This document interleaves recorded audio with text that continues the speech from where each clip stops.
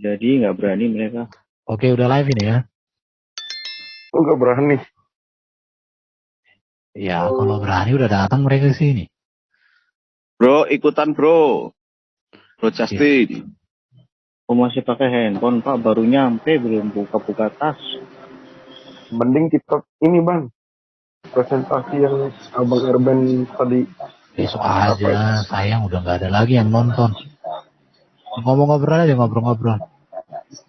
Shalom teman-teman yang ada di live YouTube. Malam hari ini debatnya ditunda, entah kenapa dan mengapa. Ya maaf lah, udah sampai 1 jam ini kalian menunggu. Tak apalah. Yang penting, oke lah oke. Ya kalau feeling saya karena mereka sunnah Rasul ya.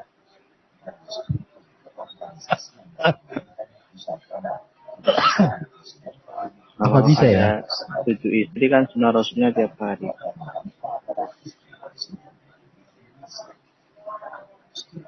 Sunnah Rasul itu enggak sunnah Rasul karena ini kan hari apa ini? Sunnah Rasul kan itu sholat, misalnya sholat tahajud itu sunnah Rasul itu. Oh iya ya. Iya banyak ya.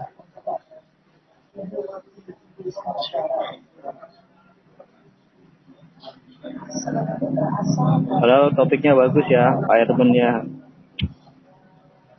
Menegaskan bahwa kekristenan itu monogami, Ya itu yang mau kita bahas. relevan dengan kehidupan di zaman modern. Coba kalau poligami berantakan di mana-mana masalah. Udah bisa di live-in ya? Udah live. Oh. Yang ada baku rebut harta Bang. Itu masih penting Pak. Jadi banyak juga anak kecil itu nggak punya akte. Setelah ditanya kenapa, oh ditelusuri ibunya korban nikah siri gitu. Banyak kayak gitu-gitu.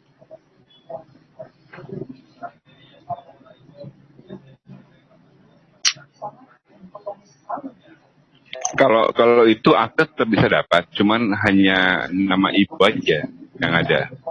Iya.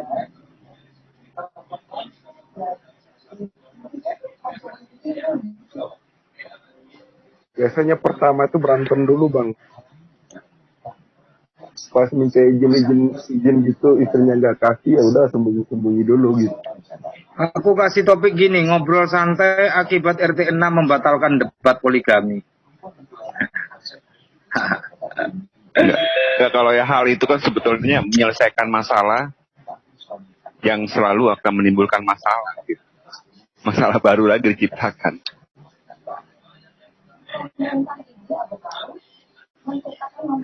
Tapi kalau tanya-tanya gitu, kalau umpamanya wanita diduain gitu, memang benar bisa ikhlas ya? Nggak ada manusia di dunia Bang kayak gitu. Pacaran aja udah pasti ketahuan. Ini baru pacaran Bang. Kalau ketahuan ini apa namanya punya pacar lain lagi, punya pacar lain lagi gitu maksudnya. Wah itu pertama wanitanya sakit hati menangis, kedua berantem, mukul dulu gitu, kelahi dulu, ketiga cari tuh cewek baru kelahi lagi. Pertama kelahi dan pertama nangis, tadi sakit hati, yang kedua mukul pacarnya, yang ketiga cari tuh cewek atau cowok mana gitu baku berantem. Itu Bang. Yang ada kayak gitu Bang. Iya. Itu baru pacaran loh Bang.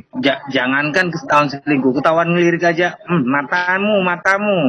Kan gitu. Itu jalan berdua kan tuh yang cowok ngelirik cewek lain gitu. Langsung dicubit. Gitu. Kadang-kadang kalau sakit hati langsung ditinggal. Ya itulah, kalau menyakiti orang gimana mau kasih Bang? Nggak ada kasihnya, udah sakit hati orang, menyakiti orang. Telah membuat hatinya hancur, sangat menyakiti gitu. Orang menyakiti, orang terasa tersakiti sehingga orang lapor Bang. lapor. Biasanya kalau orang tersakiti lapornya di kantor polisi, Bang. Kalau nggak tersakiti orang nggak mungkin lapor, Bang. Tapi kalau kayak gitu kan, ya namanya privasi, mau lapor-lapor gimana, Bang? Lapornya kepada Tuhan kali. Kan gitu, Bang. Hanya lapornya kepada Tuhan, karena Tuhan yang berhak menghukum, gitu, Bang.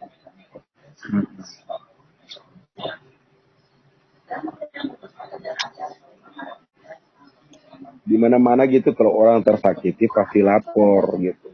Apalagi misalnya ketahuan selingkuh, pasti lapor gitu. Pertamanya biasa gitu, Bang, ribut-ribut, laporan gitu.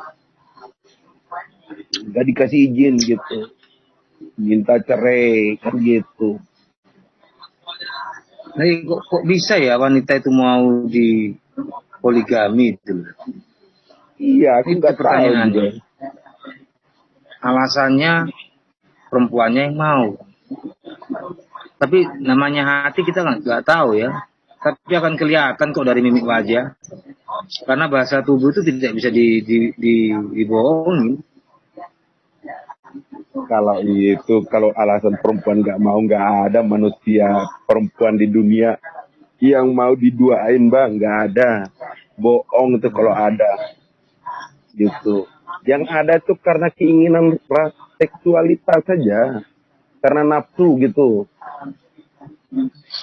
Karena bosan dengan ini istrinya gitu aja. Udah bosan gitu maksudnya. Oh ya, aku tak ngomong dulu sama teman chat ini ya. Itu kan aku bikin tampilan baru, teman-teman. Ada kelihatan langsung di layar YouTube. Kira-kira pantas nggak? Kalau nggak pantas tak buang. Silakan silakan chat di kolom chat.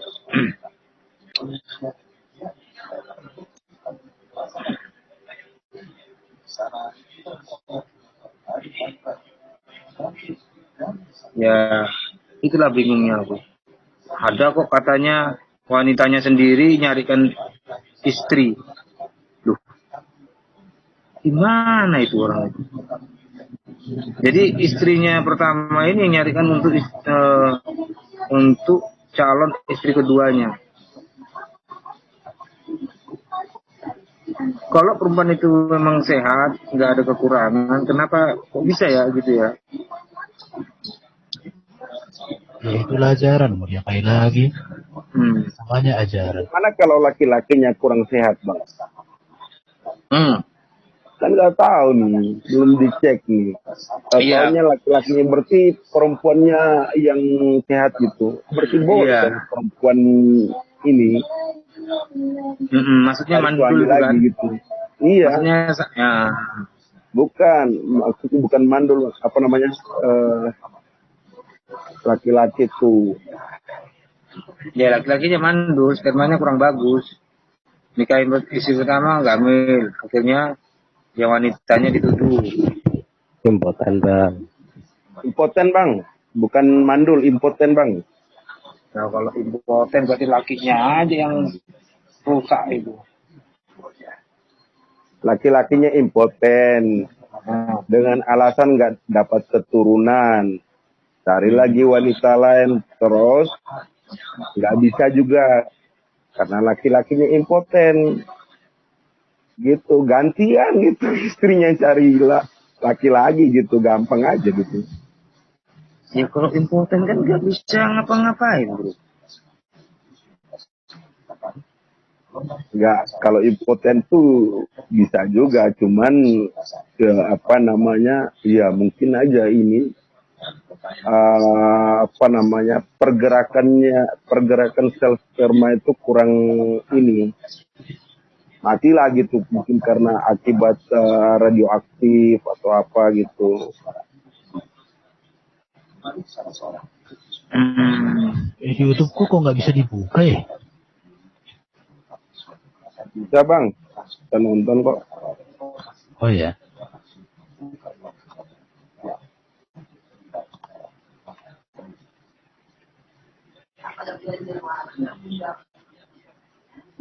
Ya udahlah. Jadi teman-teman yang ada di YouTube, acara malam hari ini tidak jadi. Mengapa? Karena Pak Jul katanya sibuk. Padahal sebenarnya mereka yang tawari untuk kita dialog. Giliran disanggupi, mereka yang batali sepihak. Ini dan itu, tapi nggak apa-apa lah kawan-kawan ya. Silakan ngobrol lah. Yang di kolom chat mau naik. Naik aja. Kita bahas. Sibuk apa bang? Orang ada lagi live di roomnya, di channelnya kok gimana sibuk? Oh dia. Iya bang. Oh, Lagi live tipu di berarti. channel. Iya tipu berarti. Sibuk apa bang? Baru lagi live di channelnya kok. Berarti ketipu lagi kita. Aduh, memang terlalu. Coba buka channelnya bang. Janganlah.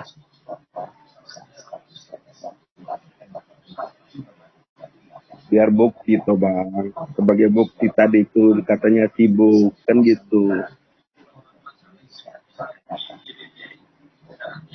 Katanya ini ganti judul katanya aku. Karena Ustadz Zuma takut debat poligami.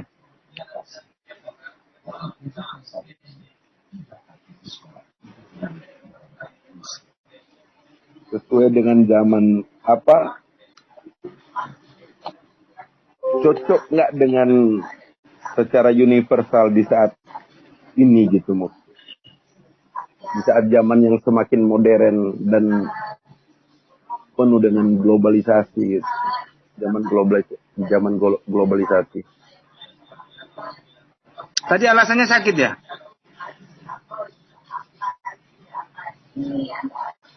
Iya, tadi alasannya apa? Halo? Alasannya si Zuma apa tadi? Katanya sibuk dia di sana. Sibuk. Iya. Bikin juga alasan sibuk. Sibuk tak jelas. Sibuk tapi live gimana sih bang? Ya, tak dulu ngobrol santai karena Ustadz Zuma membatalkan debat poligami. Alasan sibuk. Iya, kalau saya sih berpikir mungkin ya karena poligami itu takut karena poligami itu memang tidak sesuai dengan zaman sekarang gitu. Baru nanti kalau dibilang waktu itu kan perang katanya. Jadi banyak janda-janda. Maka harus dikawini. Sekarang nggak perang lagi. Apakah hukum yang waktu itu masih berlaku? Kan itu juga pertanyaan. Kemudian implementasinya bang, implementasi di dunia ini atau khususnya di Indonesia ya, itu implementasinya baik di pemerintahan, birokrasi dan sebagainya itu angkatan dan sebagainya. Nggak boleh poligami bang. Ini maksudnya apa nih Cik, ya? John Tim kalau nandar kayak nama mau diskusi Alkitab bisa. Oh sangat bisa, kami undang siapa aja. Jangankan mereka, jin, setan mau diskusi sama kita kami terima. Cuma mereka takut. Apalagi kayak nama. Datang aja naik aja sekarang ke room. Tak kasih alamatnya. Belum mau kasih alamat aku. Mau nggak? Iya, itu masalahnya kan. Masalahnya mereka nggak mau. Nggak mau mungkin karena takut bang, karena tidak sesuai dengan zaman gitu. Itu tadi saya bilang implementasi saja di pemerintahan, di birokrasi dan institusi manapun nggak boleh poligami kan gitu.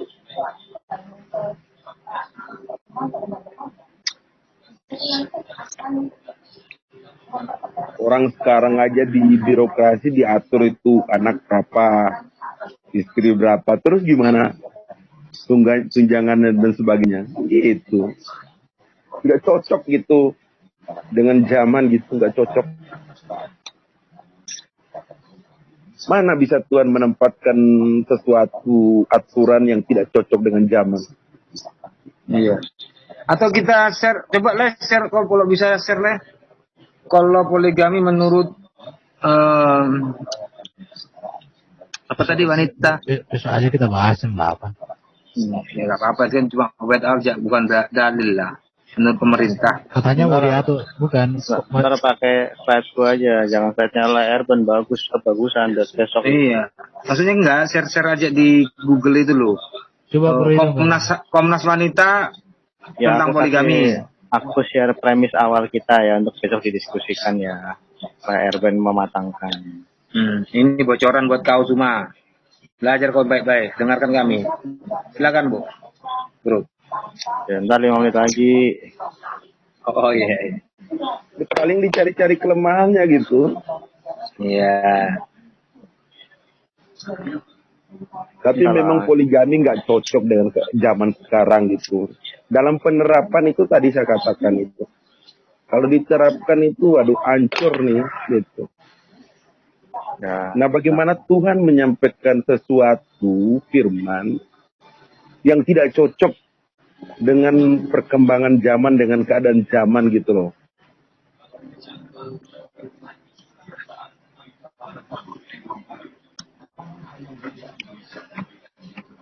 Ini yang perlu kita tanya ke teman-teman muslim ini, apakah benar poligami ini adalah solusi untuk dunia kita saat ini?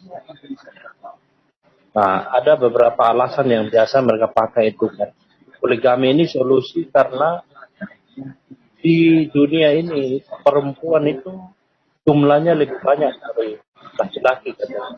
Tapi waktu kita lihat sensus seluruh dunia itu memperlihatkan jumlah perempuan itu di bawah jumlah kaum laki-laki. Sekarang lebih banyak wanita kan? Lebih banyak perempuan ya? Ya, lebih banyak laki-laki ya. Ya, 50,05%. Aku baca data terakhir loh. jadi karena seperti itu, karena jumlah pria lebih banyak, apakah boleh poliandri?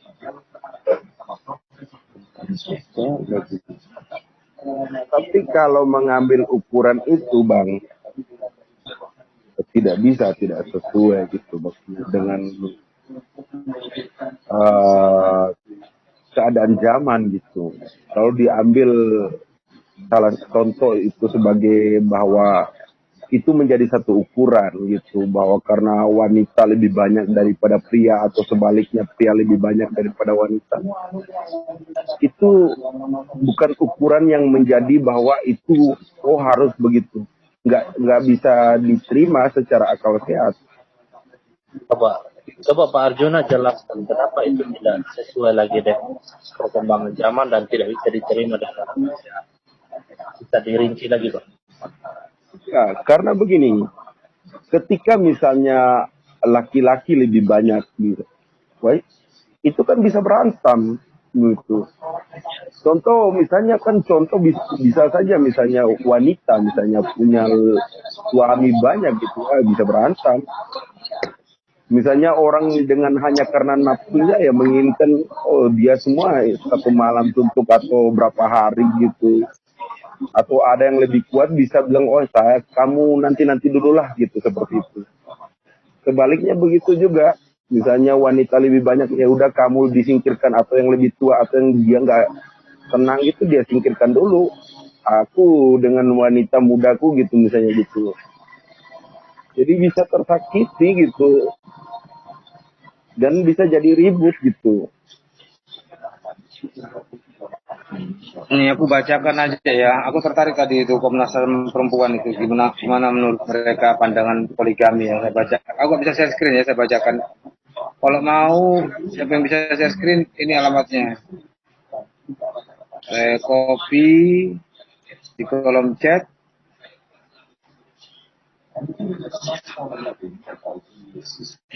Sama di kolom chat live YouTube.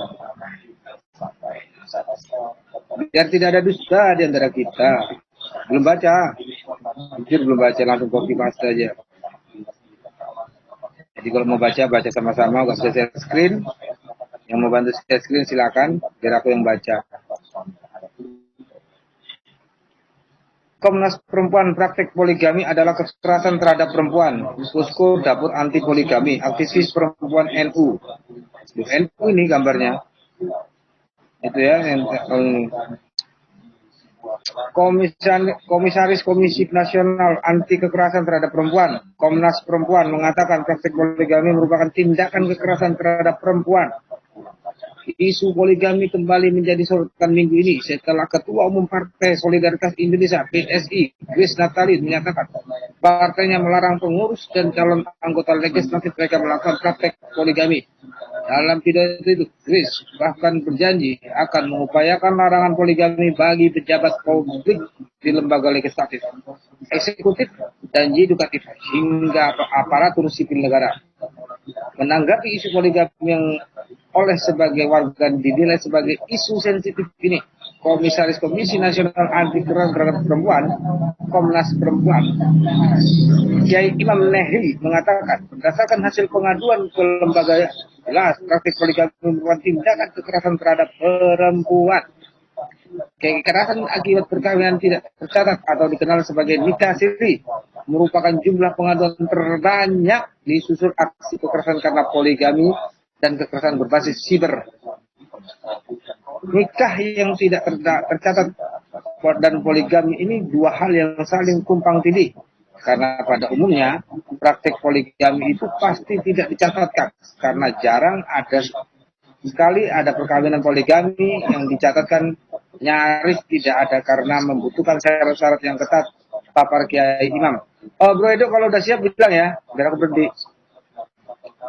Menurut Kiai Imam, dalam konteks praktek poligami ada 3 kategori negara, yakni negara yang melarang poligami, negara yang membatasi dengan ketat praktek poligami, dan negara yang mendiamkan dan bahkan mengiyakan praktek poligami. Negara yang melarang praktek poligami biasanya negara-negara Eropa dengan tingkat pemahaman hak asasi manusia yang sangat kuat. Yang menarik, ada 2 negara berpenduduk mayoritas Muslim yang dengan tegas juga melarang praktek poligami, yaitu Tunisia dan Turki. Ini negara Islam. Wah, ini ya. Turki yang diagung-agungkan, Bang, sering diagung-agungkan ternyata melarang melarang poligami. Melarang praktik poligami. Ini kan negara satu-satunya negara Eropa yang mayoritas Islam yang dibangga-banggakan ya. Dibangga-banggakan gitu, Pak.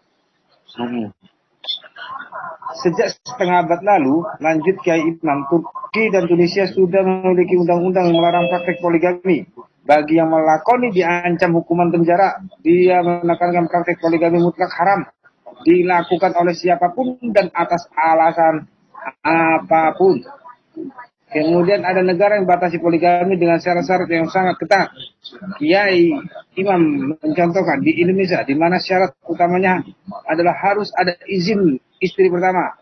Dan itu sangat sulit sekali memperoleh izin dari istri untuk menikah lagi. Lah, kita pernah pada dengar Ustadz Al-Muhammad gimana itu? Yang baik pun juga bisa. Itu benar apa bercanda nggak tahu. Ya, Agim aja ini istrinya nangis-nangis, Bang, gimana sih? Iya. Tapi kan tadi ini kan pemerintah Indonesia harus ada izin dari istri ya. Peroleh izin dari istri untuk menikah lagi. Sangat sulit itu. Itu membuktikan kalau memang sangat sulit, berarti membuktikan memang wanita nggak mau dipoligami. Tipe ketiga adalah negara-negara yang mendiamkan atau bahkan mengiyakan praktek poligami seperti Arab Saudi, Qatar, Oman, dan Kuwait. Praktek poligami biasanya dipidana. Nah, menurut Kiai Imam, sejatinya di Indonesia sudah ada 3 undang-undang yang mengatur praktek poligami. Artinya poligami sebenarnya bisa dipidana.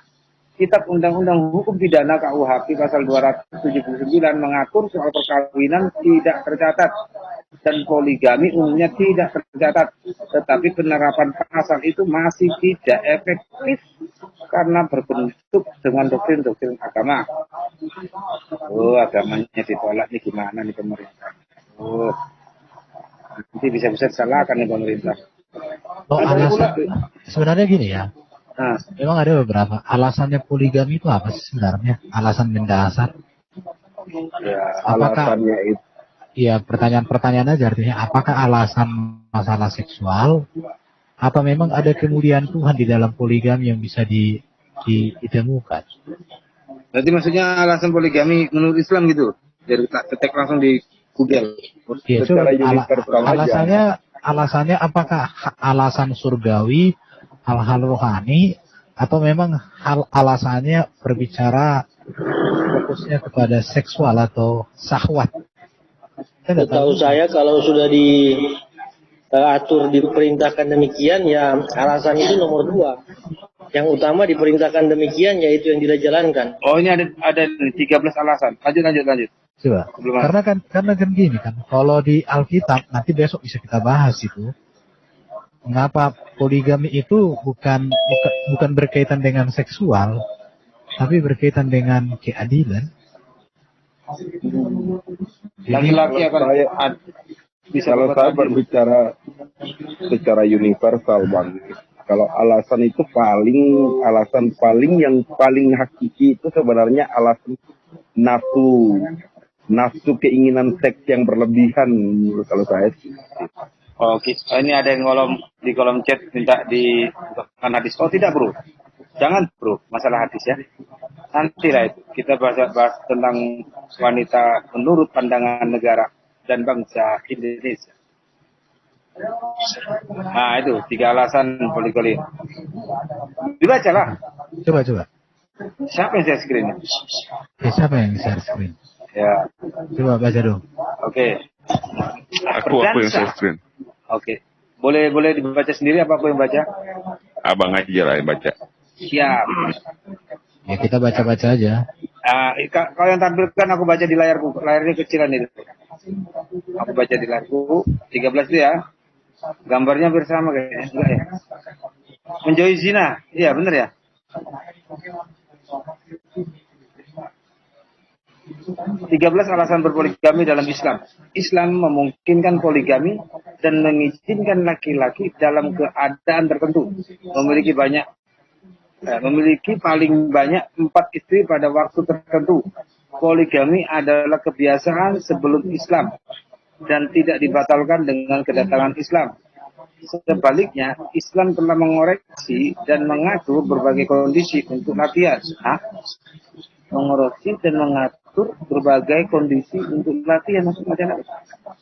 Ya udah baca aja, latihan apa ya nggak tahu kita. Prinsip itu diizinkan, tetapi poligami terbatas pada 4 istri.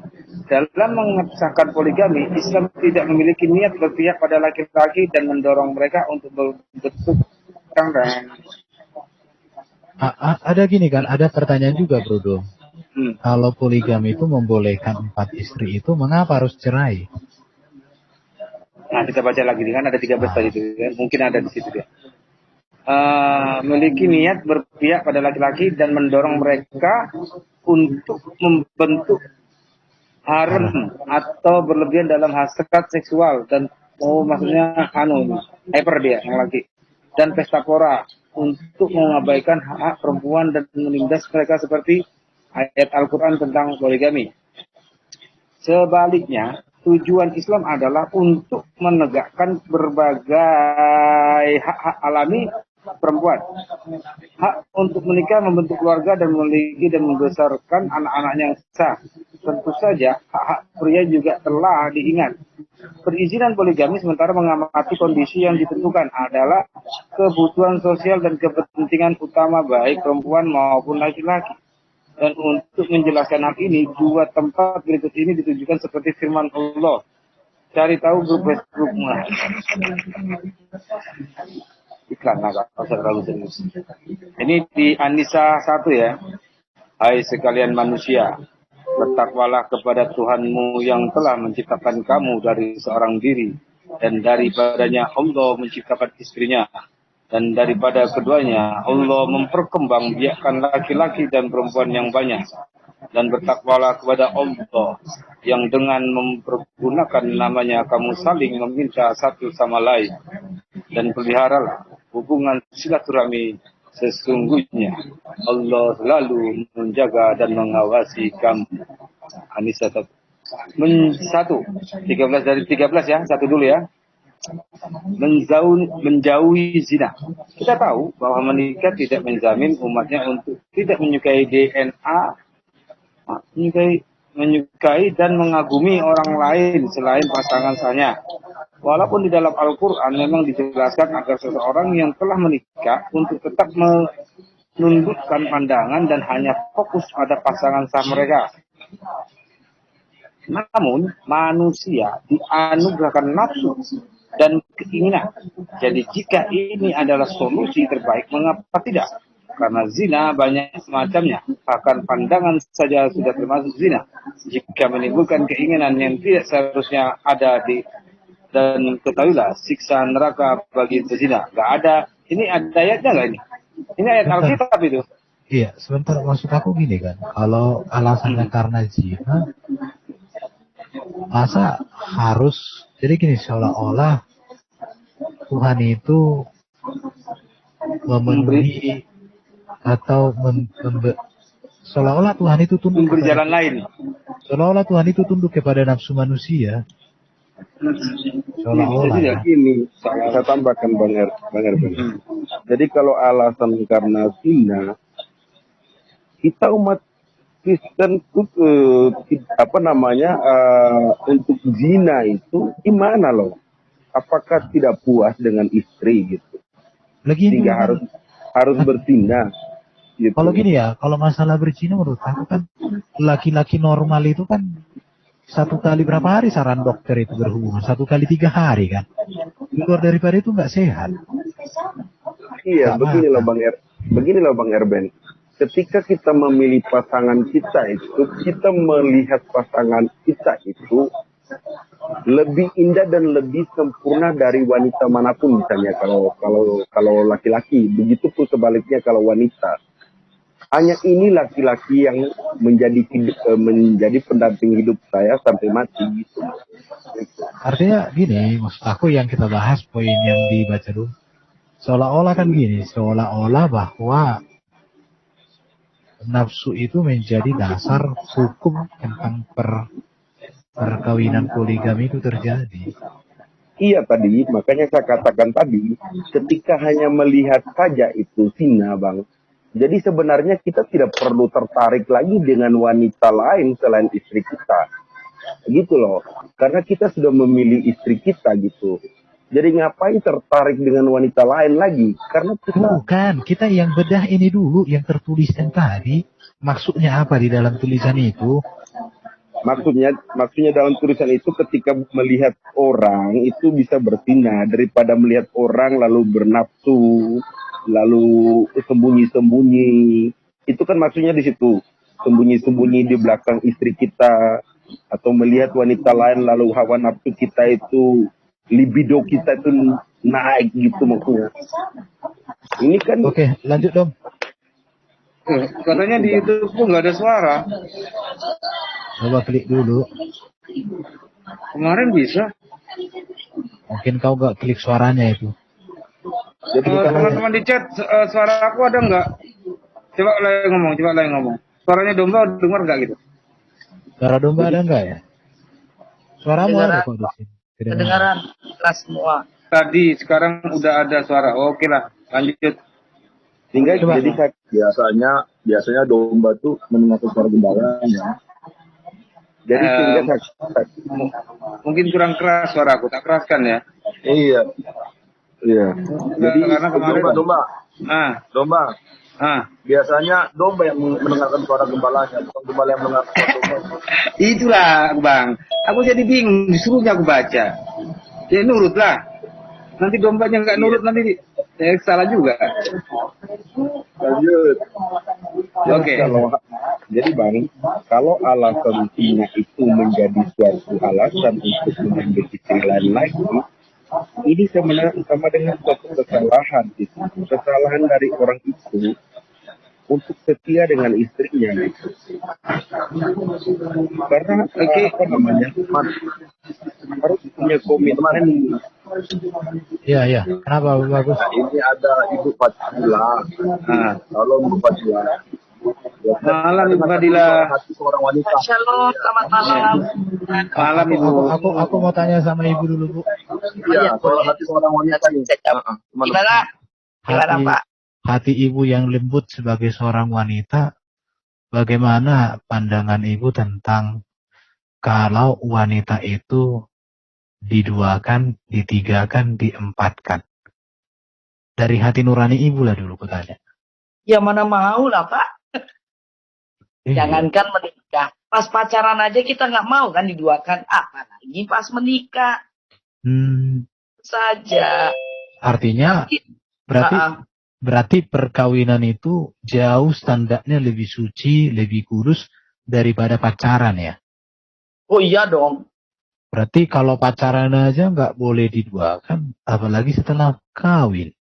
Seharusnya pacaran aja kita nggak mau diduakan. Apalagi pas sudah menikah. Jadikan aku yang kedua. Makanya tadi saya katakan begini Bu Fadila dan teman-teman. Ya. Bahwa memilih pasangan itu harus punya komitmen. Punya komitmen yaitu pertama setia. Bahwa yang kita pilih itu sangat sempurna dari siapapun gitu. Lebih indah, lebih cantik, dan ini dia menjadi diri saya, menjadi tulang saya, menjadi daging saya, gitu. Menjadi kesatuan dengan saya. Ketika misalnya kita melihat bahwa pasangan kita di kemudian hari mungkin sudah keriput atau apa, lalu Ada backsoundnya domba itu. Lalu kita tidak punya selera, itu sebenarnya suatu kesalahan, berarti komitmen tidak ada gitu. Betul.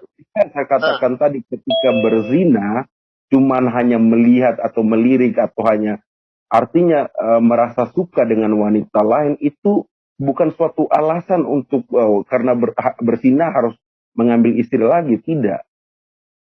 Jadi itu bukan alasan yang Ya, begini, Pak. Iya. Saya mau jelaskan sedikit. Intinya tujuan dari menikah itu apa? Itu harus jelas. Kalau kita dengan Kristen, kata Pak Petro, Bu, nikah dengan kawin itu beda loh. oh beda.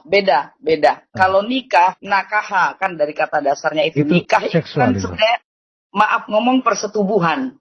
Oh. Jadi nikah itu perbuatannya, bukan ritualnya. Paham ya?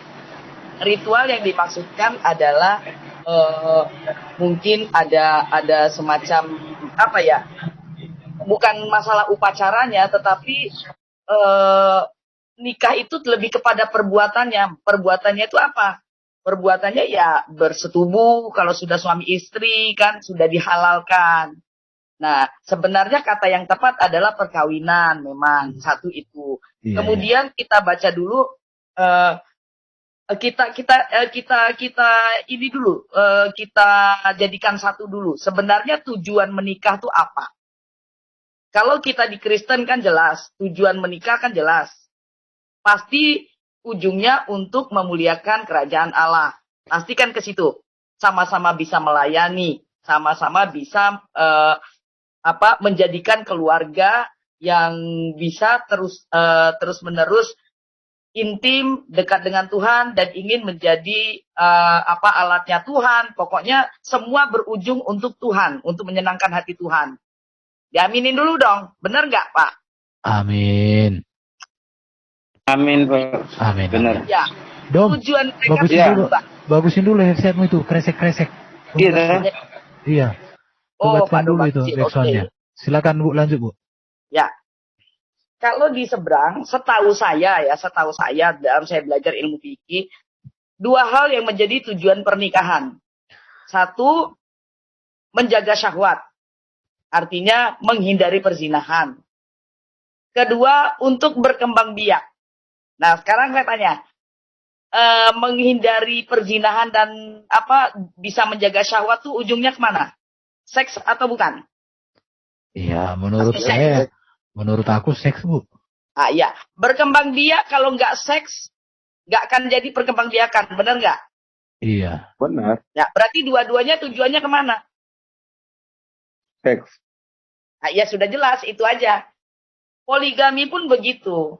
Dengan alasan mereka kan supaya tidak tercipta adanya perzinahan, ya, perzinahan. Tetapi apakah menghindari perzinahan itu, apakah poligami menjadi solusi yang tepat? Saya rasa poligami itu banyak menimbulkan masalah. Bukannya solusi yang ada, tetapi masalah baru akan timbul. Banyak anak-anak dari hasil poligami itu menjadi nggak beres. Satu, kita lihat ya, tahun kemarin heboh sekali seorang anak kiai yang luar biasa terkenal ya, kemudian berantem sama bapaknya gara-gara masalah poligami dan segala macam. Artinya kita lihat mudarat dan manfaat. Kalau manfaatnya lebih kecil daripada mudaratnya mungkin 60 sampai 70 sampai 80%, ya saya kira tinggalin. Sebentar, mohon maaf Ibu Fadilah. Ini Pak Kenisa mohon dicopot dulu share screen-nya. Maaf sebelumnya. Iya, silakan Bu Fadilah dilanjutkan. Mohon maaf sebelumnya. Ya, nggak apa-apa. Jadi kita lihat di tujuannya dulu. Kan segala sesuatu kita berakhirnya tuh mau ngapain? Itu tadi yang disebut tujuan. Nah, poligami itu kalau saya nggak salah, sekarang itu ada ini baru, semacam apa namanya, peraturan baru. Atau apa? Di dunia pernikahan di dalam KUA ya, saya dengar sudah diperbolehkan, sudah ada 4 kolom untuk artinya diizinkan berpoligami. Dan sekarang juga ada aturan kalau untuk berpoligami tidak perlu minta izin istri pertama, tetapi izin dari RT RW setempat. Itu udah cukup. Tetapi di dalam Islam pun memang poligami itu tidak perlu minta izin istri pertama. Jika istri tidak mengizinkan, dia berdosa. Kenapa? Ada dalilnya, ada. Dalilnya ada. Dikatakan, bagi kamu yang melanggar atau menentang syariat Tuhanmu, syariat dari Allahmu, maka neraka jahanam akan menunggumu, istilahnya begitu. Saya lupa dalilnya, di mana nanti saya cari. Kenapa dalil itu disebutkan untuk para istri yang melarang suaminya poligami? Poligami itu syariat loh. Syariat itu ya sesuatu yang termaktub di dalam Al-Quran dan Al-Hadis. Artinya poligami itu menjadi syariat. Ketika si istri menentang poligami, artinya dia menentang syariat itu. Ada yang memahami seperti itu. Nah, terus gimana yang tidak mengikuti poligami? Ya nggak masalah. Poligami dibenarkan atau tidak? Diperbolehkan. Diperbolehkan. Sesuai dengan Quran QS An-Nisa, diperbolehkan. Nah, saya selalu bilang maaf sama saudara-saudara Muslim ya. Kan jelas ya, di sini dikatakan, sebentar saya bacakan ya. Wa in khiftum alla tuqsitu fil yatama fankihu ma qabalakum minan nisa'i masna wa thulatha wa ruba'. Wa in khiftum alla ta'dilu fa wahidatan aw ma malakat aymanukum dzalika adna alla ta'ulu. Artinya, jika kamu takut tidak akan dapat berlaku adil terhadap hak-hak perempuan yatim yang kamu kawini, maka kawinilah wanita-wanita lain yang kamu senangi 2, 3 atau 4. Kemudian jika kamu takut tidak akan dapat berlaku adil, maka kawinilah seorang saja. Atau budak-budak yang kamu miliki, yang demikian itu adalah lebih dekat kepada tidak berbuat aniaya. Jadi, diperbolehkan. Boleh menikah lebih dari 1 sampai 4 ya batasnya, karena di luar 4 itu cuman hak prerogatif Rasulnya kan gitu. Tetapi 4 ini bisa jadi 4 unlimited. Ceraikan 1, cari yang lain 4. Bosan yang 1, ceraikan, cari yang lain 4. Yang penting tetap 4. Boleh, boleh. Terus ini sebenarnya cuma diperbolehkan, tidak menjadi wajib. Tetapi dia menjadi sunnah. Nah, itu yang repotnya ini, hukum di mereka ini. Dia bisa menjadi sunnah karena Rasulullah melakukan. Sunnah itu segala sesuatu yang dilakukan Rasul, kemudian menjadi tuntunan dan itu dilakukan, lebih baik dilakukan oleh umatnya. Nah, sunnah itu dilakukan berpahala, tidak dilakukan tidak apa-apa. Lah, kita pasti mau ngambil, maka selalu saya tanya, kamu mau pahala atau mau nggak apa-apanya? Pasti mau pahalanya kan? Artinya ini menjadi prioritas, makanya sekarang banyak yang seminar poligami, kemudian bagaimana menjadi poligami yang baik dan segala macam. Ini menjadi sunnah ketika Rasul melakukan. Tapi Rasul manusia di luar Rasul ada batasan sampai 4 kan begitu. Itu menurut mereka. Nah, kemudian gimana Rasulullah sendiri secara sejarah kita tahu janda yang paling tua yang dia nikahi cuma Siti Khadijah. Setahu saya selain itu setelah Khadijah meninggal baru dia poligami. Setahu saya sekitar 30-an, 21, 30-an lah, 31 lah. Istri-istri Rasul, setahu saya loh. Di luar itu saya nggak tahu. Setahu saya tuh nggak ada yang terlalu tua. Paling tua cuma Khadijah. Kenapa demikian? Boleh.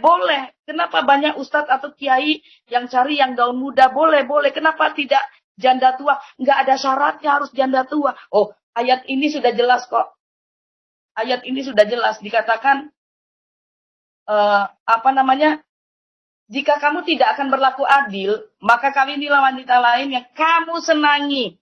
Saya tanya bapak-bapak, yang disenangi janda tua peot atau yang masih muda kinclong? Aduh, Yang muda lah, masa yang peot. Artinya nggak usah ribut. Oh, kenapa sih harus yang muda? Kok nggak janda tua seperti Nabi? Nabi yang janda tua itu cuma Khadijah loh. Bisa dicek lagi sejarahnya, usia istri-istri Rasul. Itu satu. Terus mengingat ayat ini udah jelas. Yang kamu senangi. Nggak ada kata-katanya janda tua, nenek peot. Nggak ada. Gitu loh. Nah terus banyak hal di dalam poligami ini yang menurut saya tuh lucu. Sayang saya nggak ada bukunya ini karena saya nggak di rumah. Ya. Itu ada hadis yang mengatakan cara menggilir istri-istri poligami.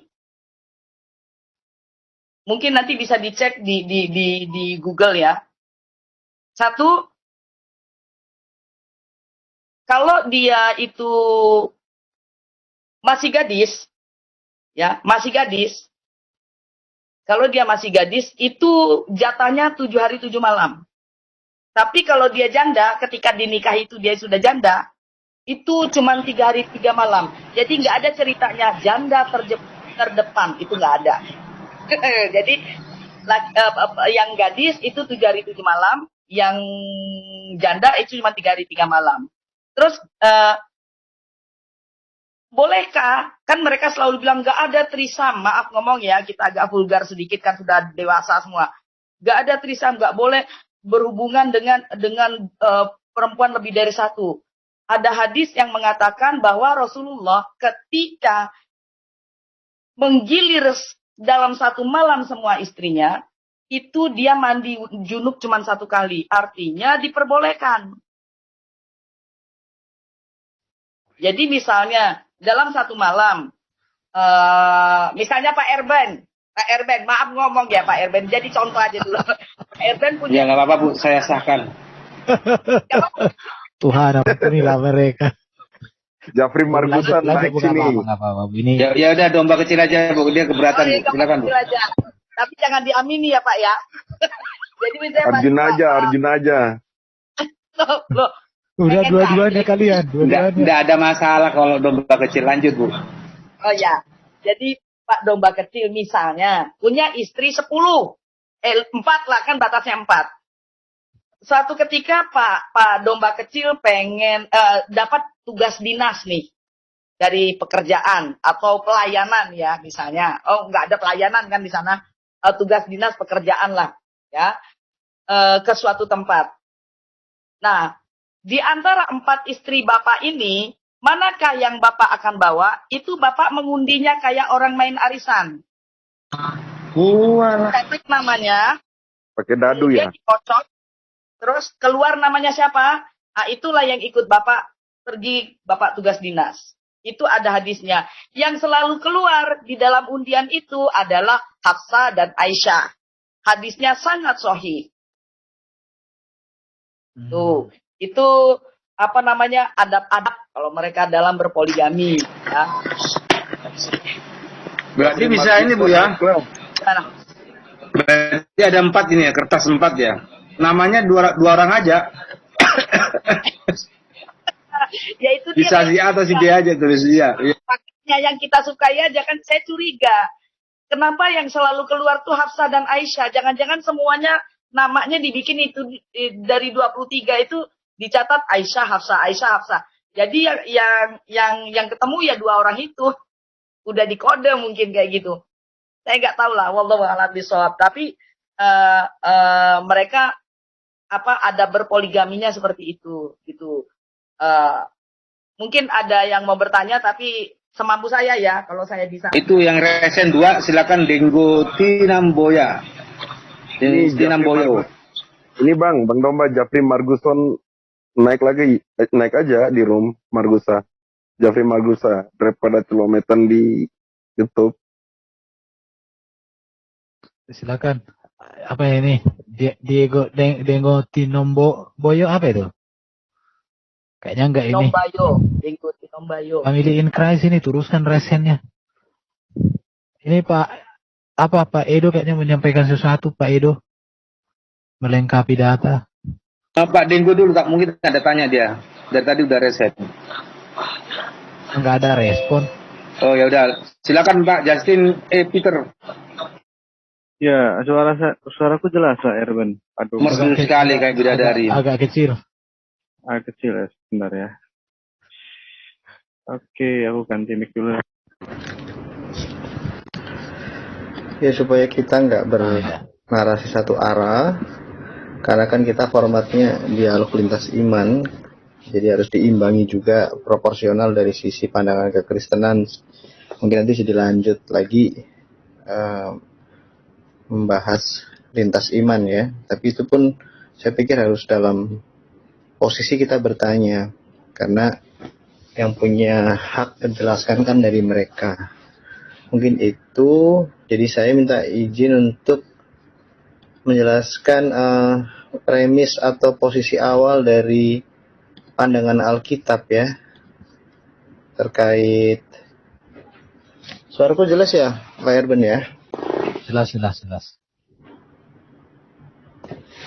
Ya, jadi saya mencoba memberi judul ya. Ini hanya premis awal saja, karena besok kita akan kupas tuntas juga di forum yang sama. Pak Erben akan menjelaskan lebih detail lagi. Jadi ini premis awal dari pandangan Alkitab ya, mengenai kita sebut dengan bahasa yang kita mengerti, yaitu monogami dan ada poligami ya. Jadi kata-kata ini mungkin sudah nggak asing nih kalau bagi kita yang Kristen dan tahu Alkitab ya. 2 menjadi 1. Ini bukan 2 ember ya, ini 2 adalah 2 orang manusia menjadi 1,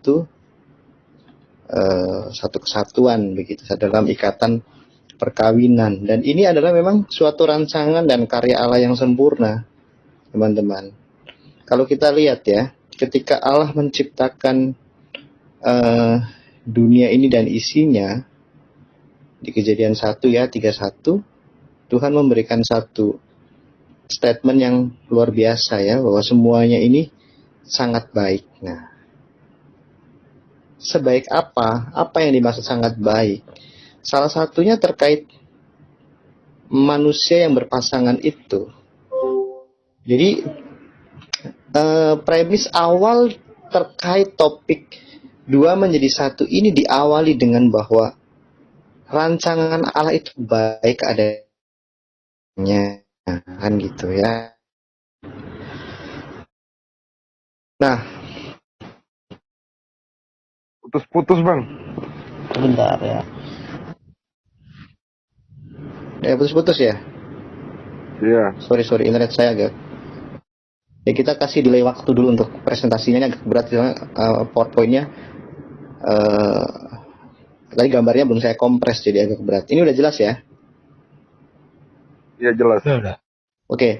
Jadi saya memberikan subjudul di slide yang kedua ini rancangan satu ya, yang sempurna. Mengapa kata satu ini penting? Gitu kan? Terkait pernikahan ini, perkawinan ini, ya karena memang Allah menetapkan manusia berpasangan, satu orang laki-laki dan satu orang perempuan. Di Kejadian 2 ya, ayat 21 sampai 25. Lalu Tuhan Allah membuat manusia itu tidur nyenyak. Ketika ia tidur, Tuhan Allah mengambil salah satu, rusuk daripadanya. Bukan salah 4. Apalagi salah semua, itu manusia bagaimana kalau nggak ada rusuknya. Lalu menutup tempat itu dengan daging. Dan dari rusuk yang diambil Tuhan Allah dari manusia itu, ya, manusia bukan manusia-manusia, tapi manusia itu, yang dimaksud adalah Adam, dibangunnyalah seorang, bukan seempat, apalagi sedua tiga. Enggak. Seorang perempuan, lalu dibawanya kepada manusia itu. Lalu berkatalah manusia itu, inilah dia, tulang dari tulangku, ya, bukan tulang-tulang. Tulang dari tulangku dan daging dari dagingku, bukan daging-daging. Kemudian ini penting, ia ini si perempuan ini, ia akan dinamai perempuan sebab ia lagi diambil dari laki-laki. Sebab itu seorang laki-laki akan meninggalkan ayah dan ibunya dan bersatu, ya kata satu lagi, dengan istrinya, bukan istri-istrinya, sehingga keduanya menjadi satu daging. Mereka keduanya telanjang. Ya, mereka keduanya ya, mereka bukan keempatnya. Mereka keduanya telanjang, manusia dan istrinya itu, bukan istri-istrinya. Tetapi mereka tidak merasa malu. Lalu apa yang dikatakan dalam perjanjian baru ya? Karena setelah ini kan manusia jatuh dalam dosa. Sehingga harus ada yang kita sebut peristiwa perjanjian antara Allah dan manusia. Saya tidak membahas perjanjian lama karena besok akan apa yang terjadi masa perjanjian lama itu di mana manusia jatuh dalam dosa, kehendak Allah tidak selaras dengan kehendak manusia. Besok Pak Erben akan menjelaskan itu teman-teman. Tetapi saya mencoba loncat ke perjanjian baru, karena perjanjian baru adalah Kristus memulihkan segala sesuatu. Lalu apa yang dikatakan Yesus Kristus, Tuhan kita? Ya, di Matius 19 ayat 36. Ini masih berhubungan dengan premis awal Allah, yaitu rancangan satu yang sempurna. Maka datanglah orang-orang Farisi kepadanya untuk mencobai dia. Mereka bertanya, apakah diperbolehkan orang menceraikan istrinya dengan alasan apa saja? Jawab Yesus ya. Tidakkah kamu baca bahwa Ia yang menciptakan manusia sejak semula menjadikan mereka laki-laki dan perempuan? Dan firman-Nya, sebab itu laki-laki akan meninggalkan ayah dan ibunya dan bersatu dengan istrinya. Bukan istri-istrinya. Sehingga keduanya ya, bukan ketiganya, itu menjadi satu daging, satu lagi. Demikianlah mereka bukan lagi dua, melainkan satu.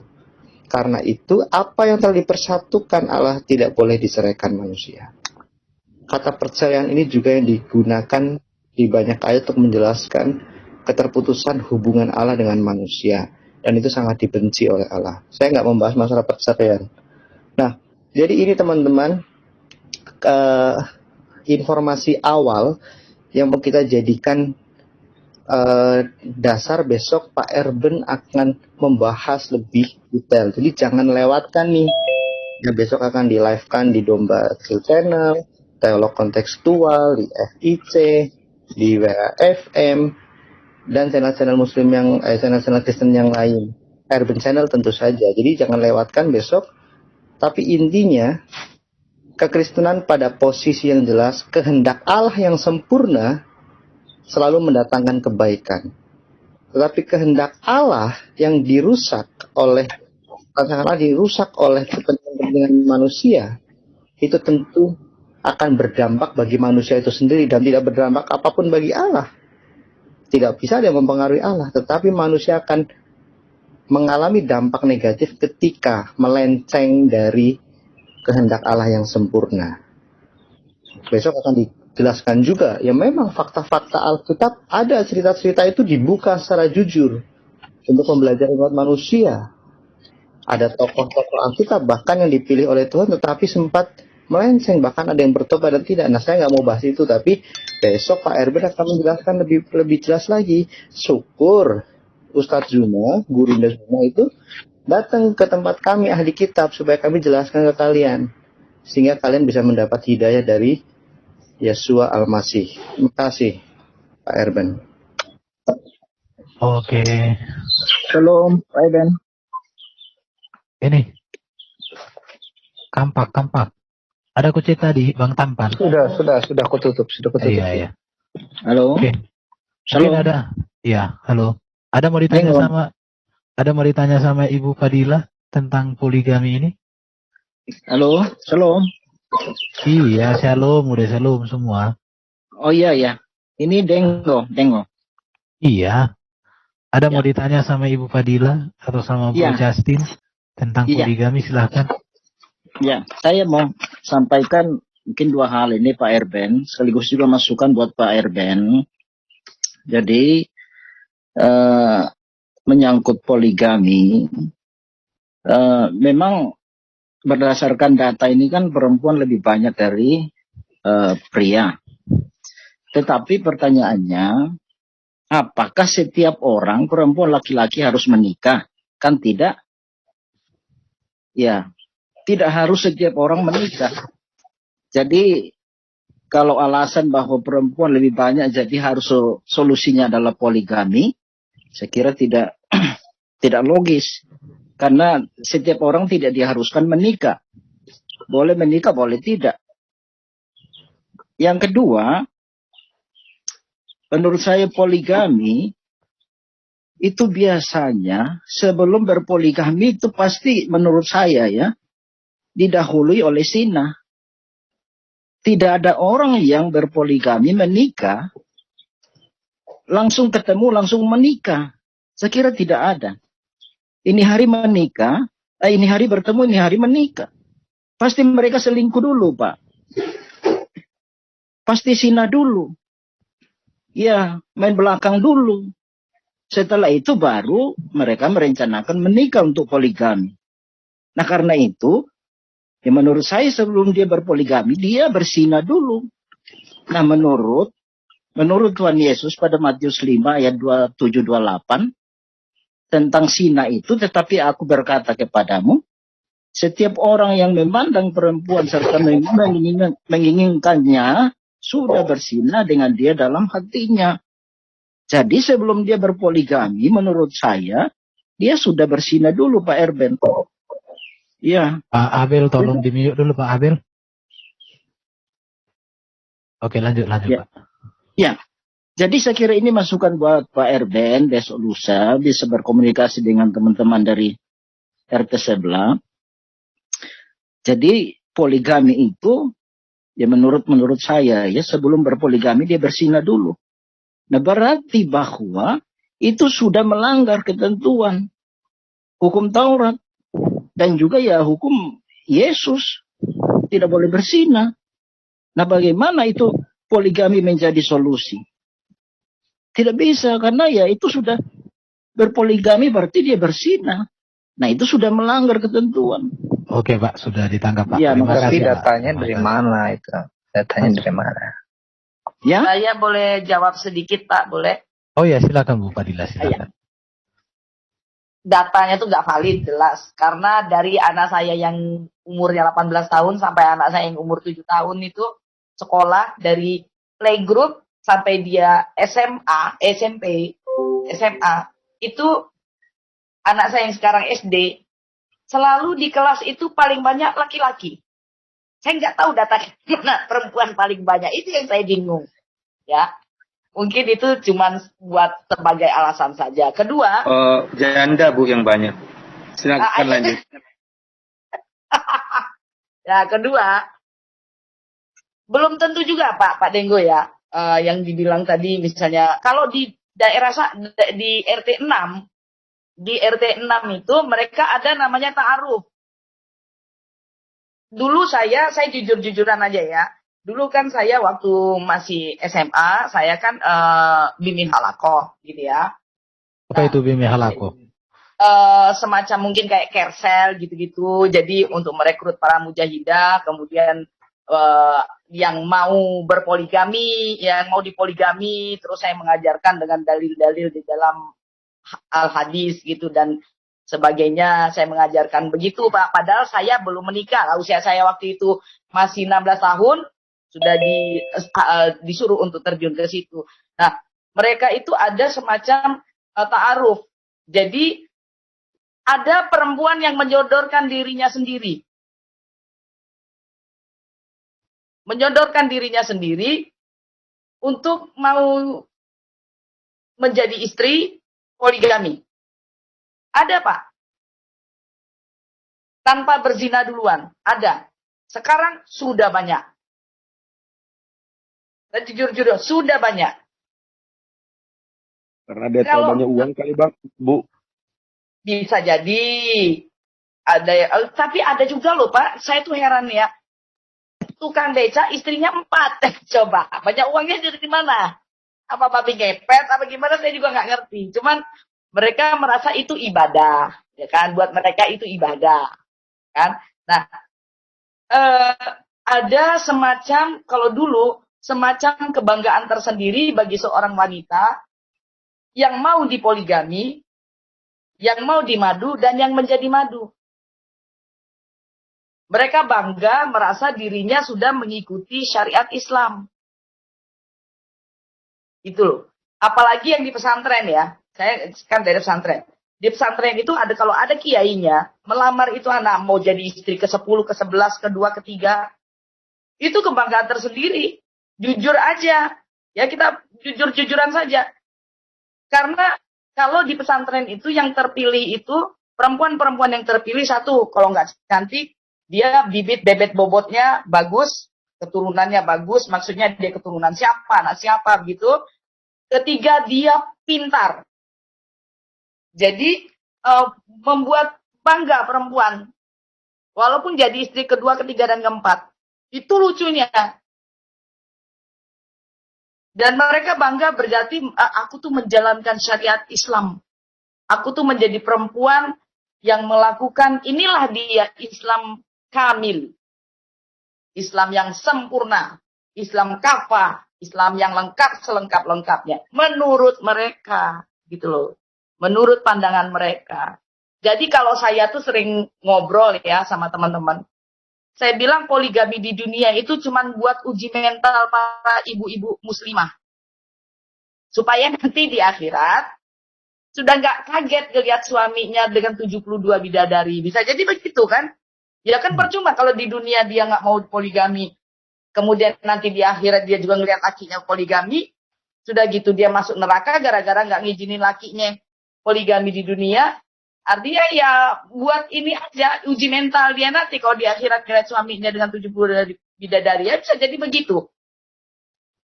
Tapi begitulah isi dalam otak mereka. Karena saya dulu pernah merasakan begitu. Saya bisa bicara karena saya di dalamnya. Jadi buat mereka itu suatu kebanggaan. Aku bisa melakukan syariat Islam yang sebenar-benarnya sebagai seorang perempuan. Tuh. Tetapi ini Bu. Gimana? Gini loh, Kenapa? itu kan artinya pihak ibu, pihak yang mau berpoligami itu kan dari pihak yang kedua dan ketiga dan keempat misalnya contoh seperti itu Ya. bahwa melihat orang itu pintar. Bagaimana ibu tahu bahwa reaksi istrinya yang pertama itu ketika misalnya dia tahu, dalam hal ini tahu atau tidak. Jadi reaksinya ketika itu ada seorang misalnya, anggaplah seperti ibu katakan tadi, seorang anak pesantren yang artinya begitu kagum dengan seorang kiai, seorang ustadz yang istilahnya pintar di situ, lalu mau dengan ustadz itu gitu, mau dinikahi. Tapi apakah istri sahnya itu yang pertama tahu atau tidak? Ketika Tahu, tahu, Pak. bagaimana reaksinya? Bahkan kadang istri pertama yang mencarikan. Berarti ini Istri pertama yang mencarikan. kalau aku melihat Bu Fadila artinya di sini ya memang itu sudah menjadi patron dari sononya ya kan, karena Ya kan memang ajarannya ada, Pak. iya, jadi intinya di situ itu sudah ajarannya, karena Role istri yang modelnya pertama ada, sistemnya ada, kan gitu. iya. Jadi untuk mengatasi hal ini ya kembali kepada kesadaran masing-masing aja berpikir. Itu. sekali. Jadi karena ini ajaran, prakteknya sudah udah disetting lah semuanya. Dan mereka memang melakukan itu atas dasar ajarannya. Kita tidak bisa menyalahkan itu dalam konteks mereka. Betul. Tapi kalau kita lihat dari sudut pandang Kristen ya sangat berbeda. Tapi kan iman kita tidak boleh menjadi hakim juga buat mereka. Tapi ajaran iman kita ini sebagai perbanding untuk dipikirkan dan direnungkan. Itu aja tujuan kita, Bu. Ya. Jadi seolah-olah gini ya, Bu lihat. Jadi wanita itu atau mereka mungkin sejak belajar ngaji sampai mereka remaja, sampai mereka masuk apa semua jenjang-jenjang pendidikan itu sudah ditanamkan sejak dari kecil atau sejak mereka mengerti, sehingga hal itu menjadi sebuah kebanggaan. Dan ini dari segi kita melihat untuk membantu, ya ini peperangan roh dan peperangan logika. Iya, menurut aku sih begitu. Mungkin teman-teman ada yang mau bertanya mungkin atau? Ya, betul sekali, saya setuju. Iya, jadi kalau saya sih bicaranya begini, Pak. Kita lepaskan dulu baju kita sebagai orang Islam, Kristen, Buddha, Hindu, dan Konghucu, dan lain sebagainya. Kita bicara dengan kacamata kemanusiaan. Ya, kita bicara dengan kacamata kemanusiaan. Manusiawi nggak seperti itu? Iya. Ya, jadi bicaranya kita lepaskan dulu baju kita. Baju Kristen, Islam, Buddha, Hindu, dan sebagainya. Kita bicara, kita pakaikan baju kemanusiaan. Manusiawi nggak? Itu dianggap adil dan beradab nggak? Nah, jadi pakai bajunya seperti itu, kacamatanya seperti itu dulu. Kalau kita bicara masalah kemanusiaan, makanya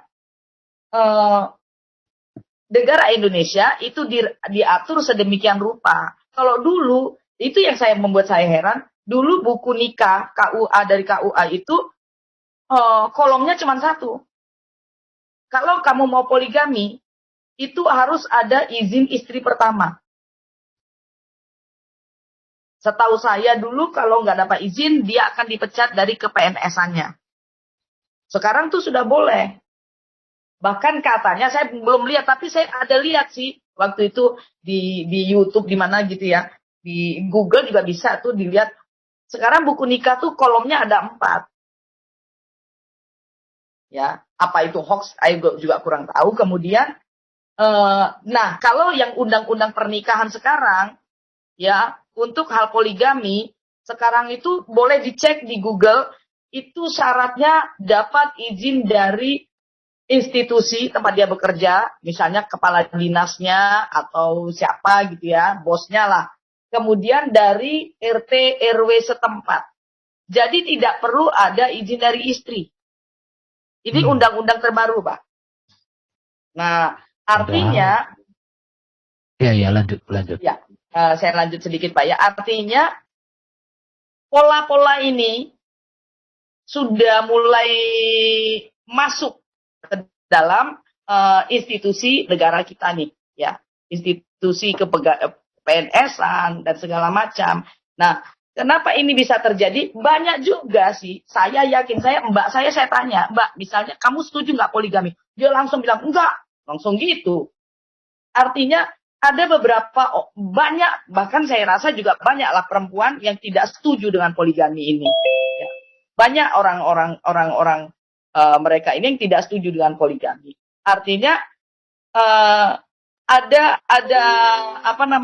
pengertian yang berbeda atau ada pengertian yang berbeda masalah poligami, ya. Atau mungkin mereka mengamini akan tetapi masih ada sisi kemanusiaannya. Bisa jadi seperti itu. Karena adil itu tidak mesti harus adil dalam finansial, tapi mungkin adil dalam kasih sayang. Terus yang jelas tuh anak-anak yang jadi korban. Pasti, aku merasa kayak kita lihat ya kerajaan-kerajaan gitu ya. Kalau ada misalnya anaknya ini anak selir, anak istri keberapa gitu-gitu saling berantem, saling merasa punya hak atas tampuk kepemimpinan setelah bapaknya meninggal. Nah itu juga akan terjadi di keturunan-keturunan yang berpoligami. Pasti terjadi. Banyak sekali saya punya saudara, teman yang mereka itu anak dari hasil poligami, berantem masalah harta waris dan segala macam. Ya. Menurut pengamatan Ibu, poligami ini dari pengamatan Ibu ya, mana lebih berat kepada dampak positif atau negatif? Bisa nggak Ibu bisa jelas negatif. Jelas negatif. Nilai positif ada nggak yang Ibu temukan? Nggak ada. Jujur nggak ada. Nggak ada ya. Itu menurut Ibu ya? Bukan menurut saya. Ya kita gini aja loh Pak. Logik, maka saya bilang. Iya maksud aku Bu gini. Ya. Kenapa saya katakan menurut pandangan Ibu, pengamatan Ibu, karena kan kita tidak bisa generalisasi mereka. Betul. Ya. Karena kan kita memahami dari apa yang kita saksikan ini. Supaya kita tidak menghakimi itu maksud aku. Oh ya siap. Benar-benar. Okay. Jadi dari pengamatan saya, itu manfaatnya tidak ada sama sekali. Banyaknya tuh kerugian, mudaratnya paling banyak. Antar sesama istri, mungkin kalau istrinya yang katanya ikhlas, rela segala macam, ya bisa mungkin di luar bisa ngomong begitu, di dalam kan siapa yang tahu. Kemudian mudaratnya, kerugiannya buat anak-anak. Itu saling cakar-cakaran bisa jadi. Bahkan anak kiai yang terkenal aja bisa begitu berantem sama bapaknya. Nah, kemudian apalagi masalah pembagian harta waris. Kadang itu anak dari istri pertama itu merasa dia paling punya hak. Ya. Nah, ini yang jadi masalah. Kemudian gimana lagi? Misalnya dia menikahi istri-istrinya ini, yang istri pertama nikah sah di KUA. Istri kedua, ketiga, keempat dia cuma nikah siri. Dalam agama Islam, secara agama, mereka harus punya hak yang sama. Mereka harus punya hak yang sama. Ya, secara agama loh. Tetapi namanya manusia ini suka banyak melencengnya. Jadi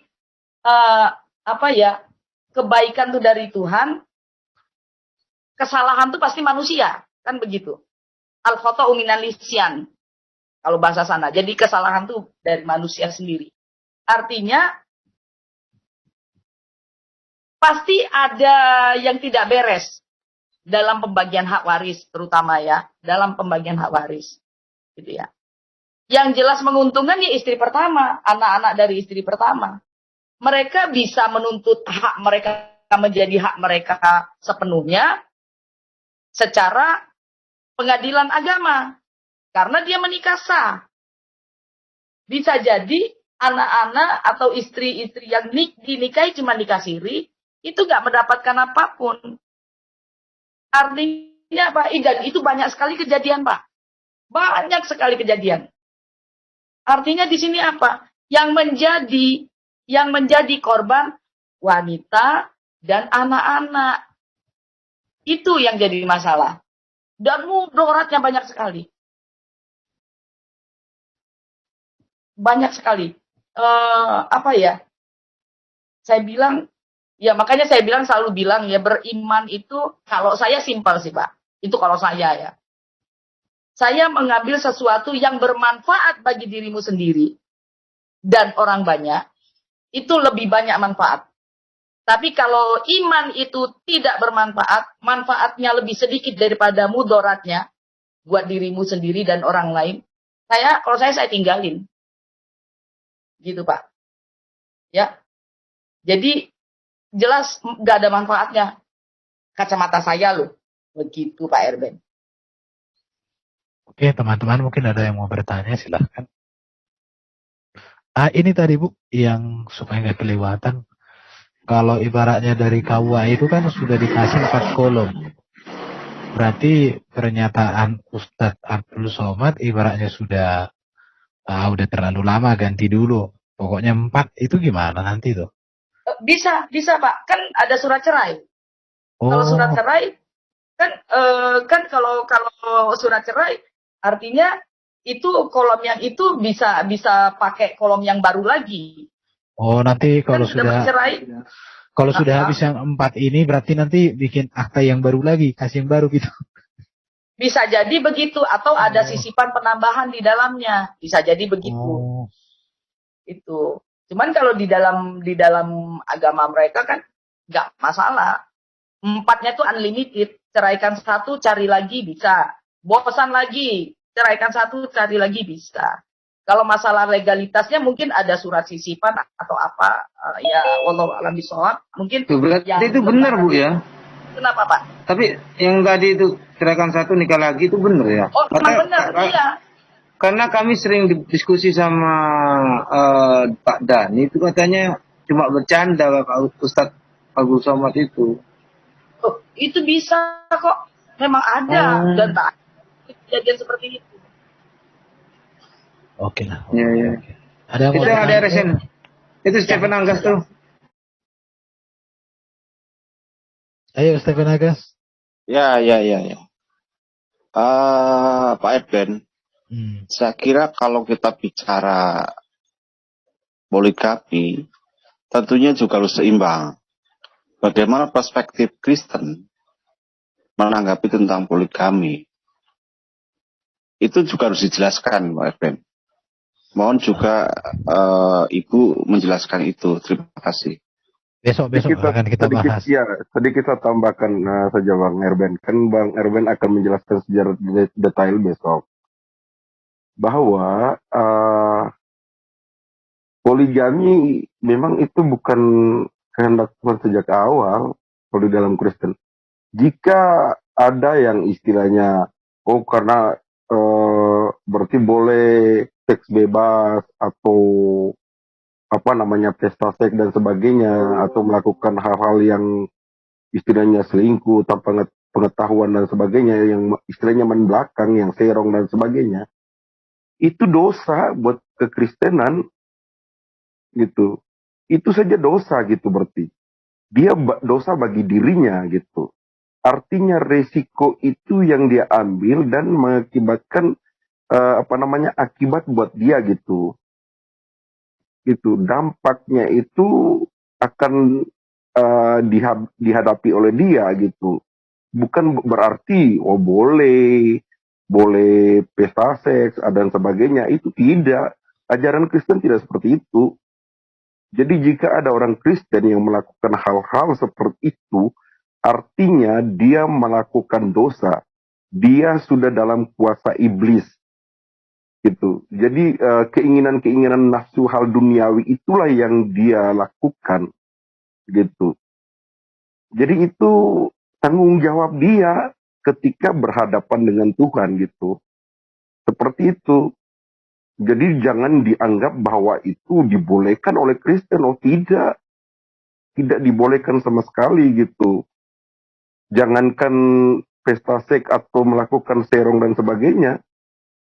Melihat saja, mengingini saja, itu udah berzina, berdosa. Gitu. Jadi itu teman-teman, untuk menjawab teman-teman di live chat ya. Ya, jadi saya bisa tambahin sedikit Pak. Ya, silakan Bu Fadila ya. Jelas di Kristen kita tahu tidak ada poligami. Itu jelas ya. Kalau mereka tanya poligami, tidak ada poligami.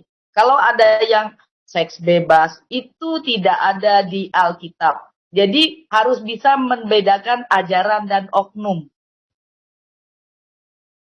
Nah, mereka ini suka bingung, suka disamakan ajaran dan oknum disamakan jadi satu, nggak bisa. Jelas di 10 perintah Allah udah jelas kan? Jangan berzina. Tanda seru. Nggak ada jangan berzina kecuali dengan budak misalnya. Atau jangan mencuri kecuali harta rampasan perang. Nggak ada di Kristen. Sudah jelas Kristen tuh nggak abu-abu. Nggak ada pengecualian. A, B, B. Ya katakan ya, tidak katakan tidak. Jadi, makanya saya katakan Bu Fadila, ketika ada yang melakukan, orang Kristen yang melakukan itu dosa buat dia, tanggung jawab dia. ya, Gitu. tidak ada di ajaran kita. Jelas di situ. Artinya oknum dan ajaran tuh nggak bisa jadi satu. Itu yang dia lakukan, ya itu tanggung jawab dia dan itu berdosa di mata Tuhan. Dan itu tidak ada di Alkitab. Alkitab sangat melarang hal itu. Perzinahan, poligami, atau misalnya, ada pendeta yang mengesahkan pernikahan LGBT. Itu tidak Alkitabiah, gitu loh. Nggak ada di dalam Alkitab memperbolehkan LGBT. Siapa bilang ada? Nggak ada. Oknumnya, dia melakukan, ya dia berdosa. Artinya dia tidak melakukan firman Tuhan. Karena firman Tuhan tuh tidak membenarkan adanya poligami. Di Sodom dan Gomora. Makanya balik lagi, memang penting ngebahas Alkitab tuh di situ. Gitu Pak. Monggo Pak, silakan.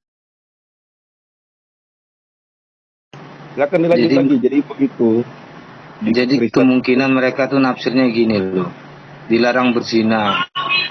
Kecuali kalau sama suka enggak apa-apa. Dilarang mencuri.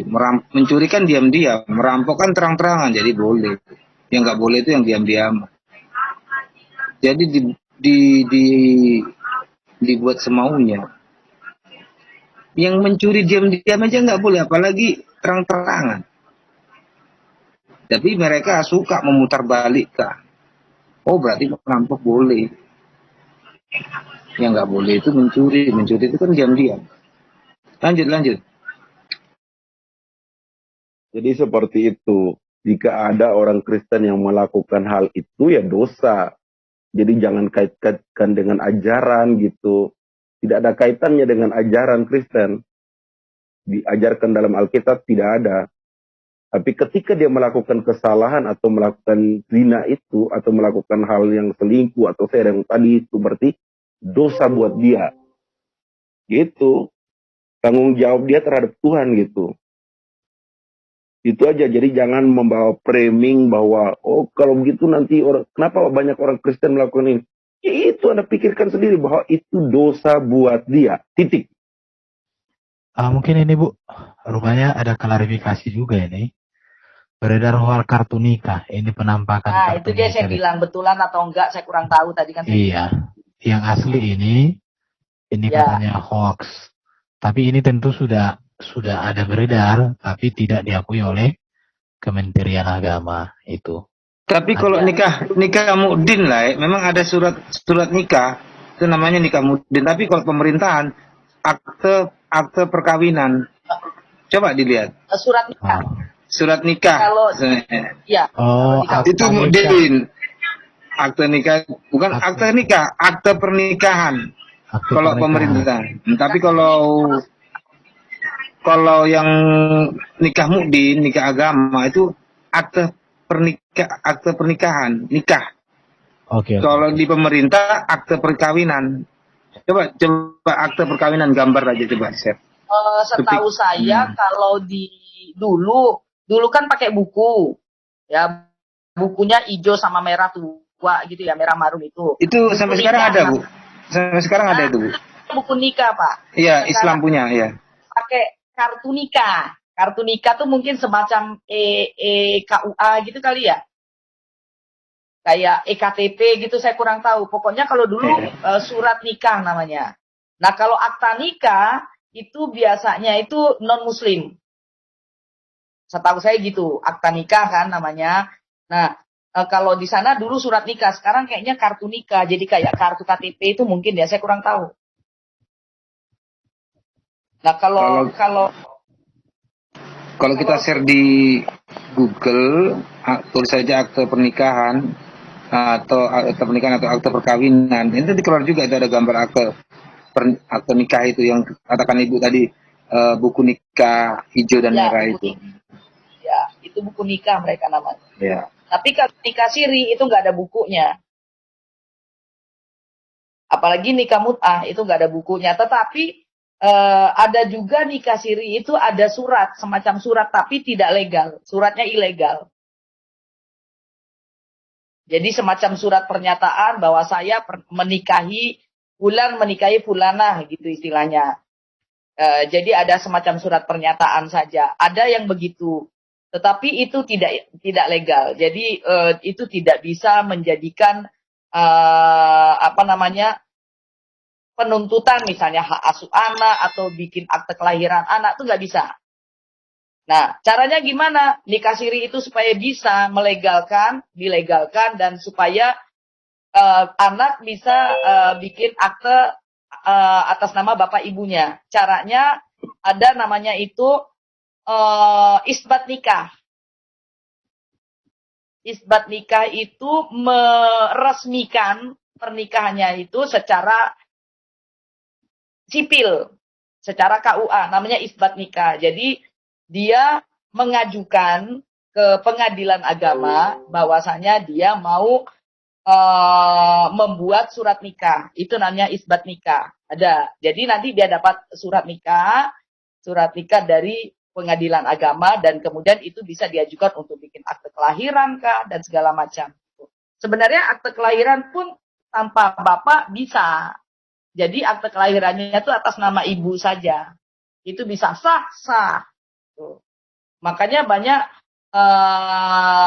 ibu-ibu atau anak-anak yang dari hasil pernikahan siri, itu biasanya mereka cuman atas nama ibu saja. Jadi gak ada nama bapaknya di dalam akte nikah.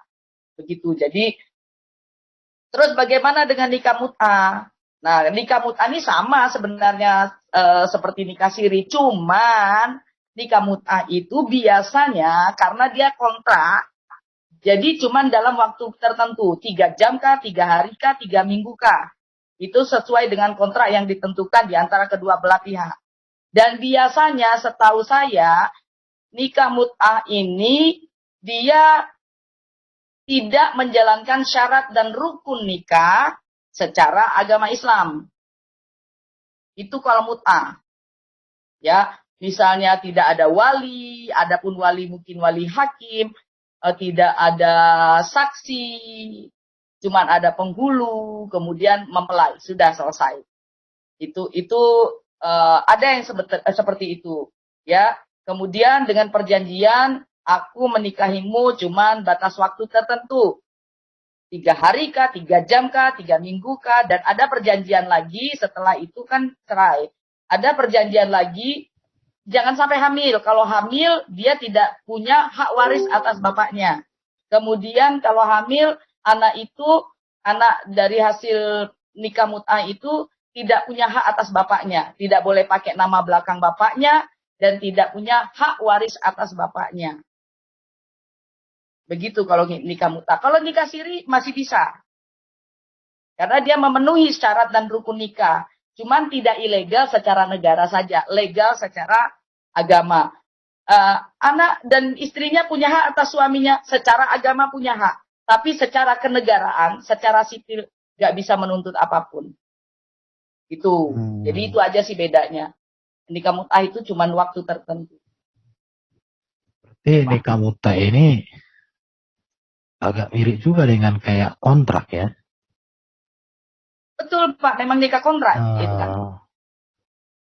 Jadi nikah mut'ah tadi bisa 3 jam. Bisa ada Pak sesuai perjanjian kan. Itu kalau istilahnya itu prostitusi yang dihalalkan. Iya, prostitusi lah 3 jam. Jam-jaman. Sesuai dengan kesepakatan bersama. Kalau latar belakangnya yang Ibu tahu tentang nikah mut'ah ini apa latar belakangnya itu? Ya nggak ada latar belakang apa-apa Pak. Latar belakangnya ya perempuan dapat duit, yang laki-laki dapat kepuasan, ya itu sudah selesai. Oh. Kebanyakan begitu kan? Sama dengan prostitusi yang dilegalkan. Iya betul. Kalau Berarti saya bilang katanya lokalisasi ya. Iya, prostitusi yang dihalalkan. Kan banyak tuh yang di puncak tuh. Sama. Tapi itu bukan wahyu dari Yang Maha Kuasa kan, tapi itu kayak fatwa atau apa itu posisinya? Itu kalau saya nggak salah, maaf nanti saya cari lagi, itu di Al-Quran diperbolehkan, kemudian di hadis Nabi dibatalkan. Oh. Saya lupa di mana ayatnya. Nanti next saya bagikan lewat Kanuru ya. Kalau, itu ada. Kalau di kitab suci yang langsung melalui Jibril ada, sementara di hadis tidak ada. Terus lantas posisinya gimana itu? Nah, bukan di hadis tidak ada, dibatalkan oleh hadis. Iya. Padahal kan hadis itu kan perkataan baginda, sementara yang Quran itu kan dari yang di atas. Pertanyaannya begini, bagaimana Nabi bisa membatalkan perkataan Sang Pencipta kan? Ya itu pertanyaan. Wallahu a'lam bishawab. Iya, jawabnya Pak. Iya. Artinya mau terlalu jauh. Iya, kita hanya bertanya saja. Betul. Kenapa demikian. Iya, buat kita saja sih. Iya. Ini pertanyaan yang muncul dalam pikiran. Kok bisa demikian kan itu? Kan ada nasah mansuh kan? Yang dinasahkan, yang dimansuhkan. Iya. Nasah mansuh itu, tapi yang seharusnya kan kalaupun nasah mansuh itu ada, yang melakukan itu harusnya yang membuat. Ini kan kok bukan yang membuat. Nah itu dia kan. Tapi betul, ya gitu. Seharusnya kan ibaratnya yang membatalkan perkataan Allah itu harus Allah. Bukan manusia atau bukan Nabi. Kalau Nabi membatalkan perkataan Allah, ya bisa-bisa Nabi itulah Allah. Kan begitu nanti jadinya. Betul. Kalau pikiran sehat ya begitu Pak. Tapi ya nanti saya cari deh dalil di Al-Qur'annya ada diperbolehkan. Cuman kemudian hadis Rasul membatalkannya itu. Itu yang saya tahu. Kemudian sekarang dilakukan ya Syiah yang banyak melakukan. Memang Syiah diperbolehkan. Kalau Sunni nggak memperbolehkan. Tapi yang jadi masalah adalah yang di puncak Bogor itu nggak semuanya Syiah. Iya. Kan itu yang jadi masalah. Jadi apakah ini jadi boleh atau enggak? Wallahu a'lam bishawab, biarlah mereka yang mengerti sendiri. Tapi kan kalau mau nikah muta nggak perlu bilang dari golongan apa, siapa Sunni enggak kan? Oh enggak loh Pak. Oh iya lanjut. Oh ya selesai kan. Oke lah Bu, jadi aku pikir apa yang disampaikan Ibu itu saya semakin mengerti bahwa ajaran yang terbaik itu ya ikut Yesus saja. Ya jelas Pak. Itu jadi. Kalau nggak ngapain saya murtad. Iya, jadi aku melihat ya maaf saja. Kalau ajaran, aduh susah aku ngomongnya udahlah. Sedikit saya tambahkan Bro Erben. Iya. Pernikahan kekristenan itu pernikahan yang kudus. Itu prinsip kekristenan. Amin. Ya, pernikahan yang kudus tidak menyakiti satu sama lain. Artinya kalau tidak menyakiti satu sama lain berarti mengasihi. Itu kasih itu. Jadi penuh kasih tak terbatas. Seperti itu. Jadi kalau ada yang mengatakan kita itu punya prinsip keimanan koprak-kaprik, itu salah besar menurut saya. Karena kita itu mengajarkan kasih kepada siapapun. Dengan kasih itu tidak terjadi segala kejahatan. Itu yang pertama.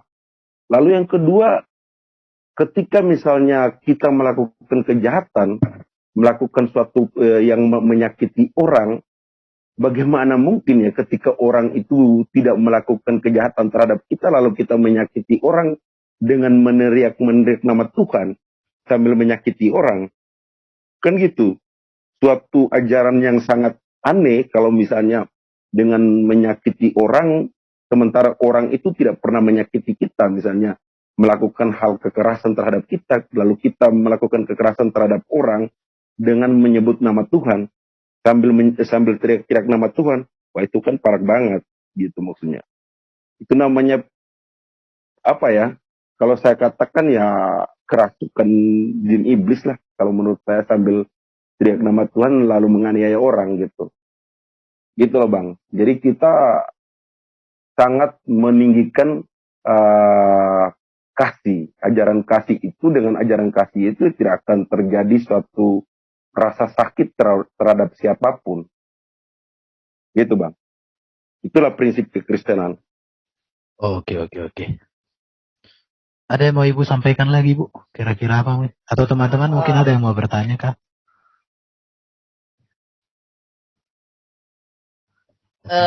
Pak Erben, saya pamit dulu ya. Sudah terlalu... Oke. Oh iya, karena... Oh iya, terima kasih Bu Fadila. Ya, Jadi apa yang Ibu sama-sama, sampaikan Pak. itu informasi yang sangat baru ya buat saya ya. Jadi saya semakin memantapkan hati bahwa udahlah ikut Yesus yang terbaik. Gak ada lagi yang lain, udah. Makasih Bu Fadila, Tuhan berkati Ibu dan Ya, keluarga. sama-sama. Makasih, Bu. Kalau ada pertanyaan lewat Pak Kanguru aja. Mudah-mudahan kalau saya bisa jawab ya. Oke. Terima kasih ya Bapak-bapak, semangat. Makasih Bu, makasih. Makasih, Bu. Ibu sudah banyak kasih ilmu ke kita malam ini. Ya. Oke, terima kasih teman-teman yang ada di room dan terima kasih juga untuk kawan-kawan. Itu Stephen Anggas masih angkat tangan tuh, mungkin mau bicara dia. Dulu, terima kasih untuk teman-teman yang ada di live YouTube. Kita sudah mendengarkan apa yang disampaikan Ibu Fadila, menegaskan bahwa ikut Yesus yang terbaik. Silakan direnungkan, dipikirkan,